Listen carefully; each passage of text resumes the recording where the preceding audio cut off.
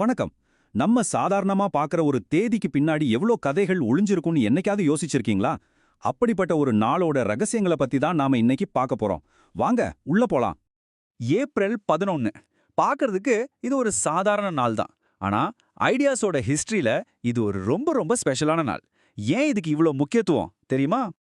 அதுக்கு காரணம் இதே ஒரு நாள்ல ஆனா வேற வேற நூற்றாண்டுகள்ல வேற வேற நாடுகள்ல வாழ்ந்த சில சூப்பர் பிரில்லியன்ட் மைண்ட்ஸ் நம்ம உலகத்தையே மாத்தி அமைச்சிருக்காங்க. வாங்க அவங்கள ஒவ்வொருத்தரா போய் பார்ப்போம். சரி, இதோ பாருங்க. இதுதான் நம்ம பயணத்துக்கான டைம்லைன். நம்மளோட இந்த ஹிஸ்டாரிக்கல் டிடெக்டிவ் ஸ்டோரியோட முதல் சாப்டர் இங்கிருந்து தான் ஸ்டார்ட் ஆகுது. நம்மளோட முதல் மர்மமே இதுதான்.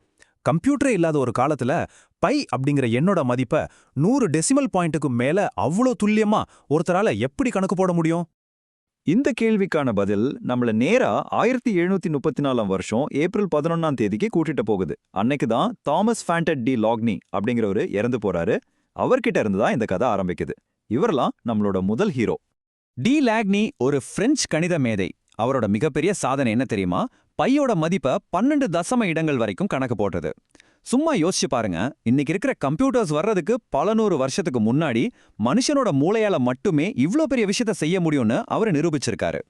அதனால இது வெறும் நம்பர்ஸ பத்தின விஷயம் மட்டும் இல்ல. இது மனுஷனோட விடாமுயற்சி, அவனோட திறமை பத்தின ஒரு அசாத்தியமான கதை.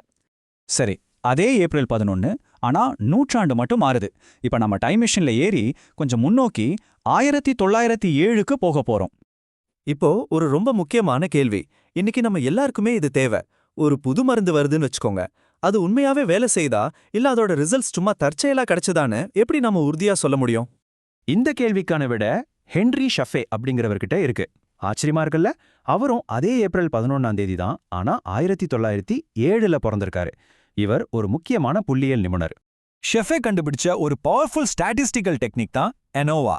சிம்பிளா சொல்லணும்னா, மெடிக்கல் டெஸ்ட் மாதிரி விஷயங்கள்ல 2 குரூப்புக்கு நடுவுல இருக்கிற வித்தியாசம் உண்மையாவே அந்த மருந்தால வந்ததுதானா இல்ல சும்மா தற்செயலா நடந்ததான்னு கண்டுபிடிக்க இது ரொம்ப ஹெல்ப் பண்ணும். இன்னைக்கும் அறிவியல் ஆராய்ச்சியோட ஒரு பேக் போனே இதுதான் சொல்லலாம். அதாவது எக்கச்சக்கமான டேட்டாவுக்குள்ள இருக்கிற குழப்பத்துல எது உண்மையான சிக்னல்னு கண்டுபிடிக்கிறதுக்கான மேத்தமேட்டிக்கல் டூல்ஸை அவர் நமக்கு கொடுத்திருக்காரு. மறுபடியும் அதே ஏப்ரல் 11.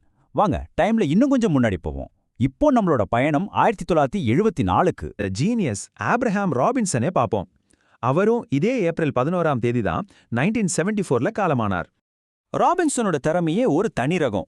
2 வெவ்வேறு உலகங்கள்ல அவர் கிங். ஒரு பக்கம் சூப்பர்சானிக் ஜெட் விமானங்களோட டெல்டா விங்ஸை டிசைன் பண்றதுக்கு ஹெல்ப் பண்ண ஒரு ஏரோடைனாமிக்ஸ் எக்ஸ்பர்ட். இன்னொரு பக்கம் கணக்குல கற்பனையான முடிவிலி அப்படிங்கிற கான்செப்டை புரிஞ்சுக்க நான் ஸ்டாண்டர்ட் அனாலிசிஸ்னு ஒரு புது பிரான்ச்சே உருவாக்கினவர். நினைச்சு பார்க்கவே ஆச்சரியமா இருக்குல்ல? சிம்பிளா சொல்லணும்னா, நம்ம கண்ணால பார்க்குற நிஜ உலகத்துக்கும் முழுக்க முழுக்க கற்பனையான கணித உலகத்துக்கும் நடுவுல இருந்த மறைமுகமான ஒரு பாலத்தை அவர் நமக்கு கட்டி கொடுத்தாரு. ஒரே தேதி, ஆனா எத்தனை அசத்தலான கதைகள். சரி வாங்க, இன்ன புதிரோட கடைசி பீஸ பாத்துருவோம். நம்மளோட கடைசி அறிவாளிய மீட் பண்ணலாம். நம்மளோட அடுத்த கேள்வி நம்மள நேரா ஸ்பேஸ்க்கு கூட்டிட்டு போகுது. பல கோடி லைட் இயர்ஸ் தூரத்துல இருக்கிற நட்சத்திரங்கள் எதால் ஆனதுன்னு நாம இங்க பூமியில இருந்துகிட்டே எப்படி கண்டுபிடிக்கிறோம்?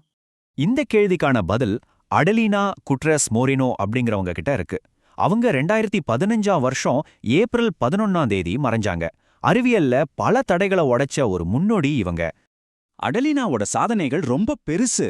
வானியற்பியல்ல PhD வாங்கின முதல் சிலிநாட்டு பெண்மணி அவங்க தான். தன்னோட நாட்டுல வானியல் படிப்பு பரவுறதுக்கு ஒரு முக்கியமான காரணமா இருந்தாங்க. அவங்களோட உழைப்பும் வழிகாட்டுதலும் தான் தெற்கு வானத்துல இருக்கிற நட்சத்திரங்களை பத்தின நம்ம புரிதலை ரொம்ப ஆழமாக்கிச்சு. அவங்களோட வாழ்க்கை நமக்கு ஒன்னு சொல்லுது. மனுஷனோட கியூரியாசிட்டிக்கு இந்த வானம் கூட ஒரு எல்லை கிடையாது. அப்போ இன்னைக்கு நாம பார்த்த இந்த 4 பேரும் Thomas de Lagny, Henry Sheffer, Abraham Robinson, Adelina Gutierrez Moreno. இவங்க வேற வேற காலத்துல வேற வேற நாட்டுல வாழ்ந்திருந்தாலும் அவங்க எல்லாருக்கும் நடுவுல ஒரு பொதுவான கனெக்ஷன் இருக்கு. அவங்க எல்லாரும் ஒரே ஒரு கேள்வியை தான் விடாம துரத்துனாங்க. அவங்க எல்லாரும் கேட்ட கேள்வி இதுதான். இந்த குழப்பத்துக்குள்ள ஒளிஞ்சிருக்கிற பேட்டர்ன் என்ன? எண்களா இருக்கட்டும், டேட்டாவா இருக்கட்டும், விமானங்களா இருக்கட்டும், ஏன் நட்சத்திரங்களா இருக்கட்டும், அவங்களுக்கு முன்னாடி இருந்த அந்த ஒழுங்கின்மைக்குள்ள ஒரு அமைப்பை, ஒரு வடிவத்தை தேடினாங்க. அதை கண்டுபிடிச்சதால தான் நம்ம உலகம் இன்னைக்கு இவ்ளோ தூரம் வந்திருக்கு. சரி, அவங்க காலத்துல இருந்த குழப்பங்கள்ல பேட்டர்ன்ஸை கண்டுபிடிச்சாங்க. ஆனா இன்னைக்கு நம்மள சுத்தி இருக்கிற இந்த குழப்பங்கள்ல நாம இன்னும்